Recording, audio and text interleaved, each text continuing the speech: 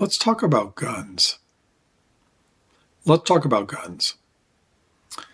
I didn't think I was going to make a video about guns, and I just started the camera recording, and I was like, oh, you forgot to come up with a topic. I just let my mind wander, and I think guns are a fascinating topic. There's this thing about guns that people who really like guns and are responsible actually want all sorts of regulations on guns. Some of those regulations happen, and some don't. But a lot of the pushback against regulations is just for political purposes and not for safety or anything like that.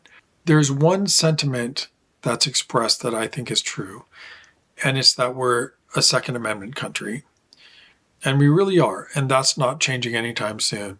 So I would say if you're pro-gun regulation or anti-gun even, pretending that we're not a Second Amendment country isn't really going to do you any good.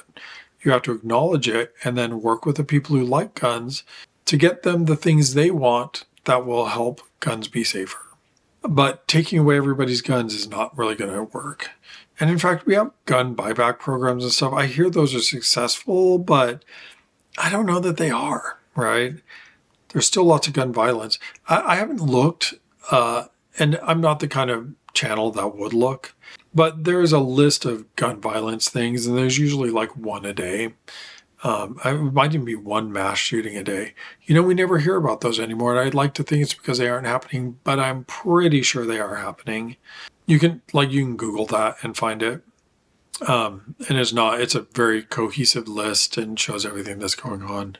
An issue that the Democrats have is that often men who like guns are more attractive than men who don't like guns in an interesting way.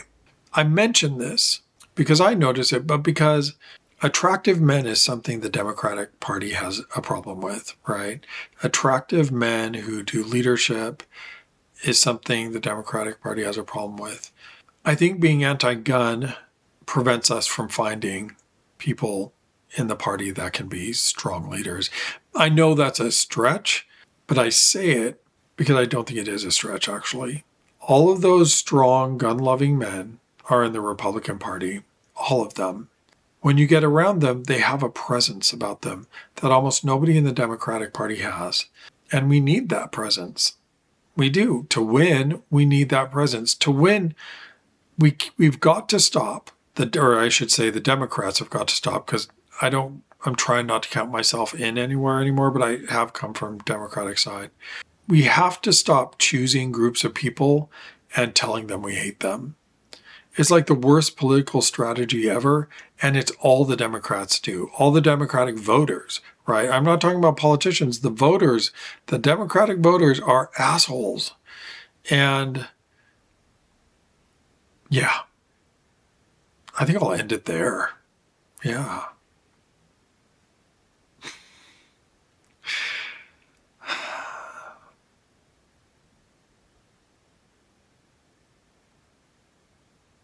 By the way, I have this screensaver going on. I'm like, my color is shifting, and I'm doing all manual video stuff now.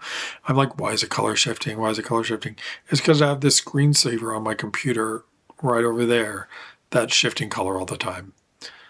Isn't it ironic, don't you think?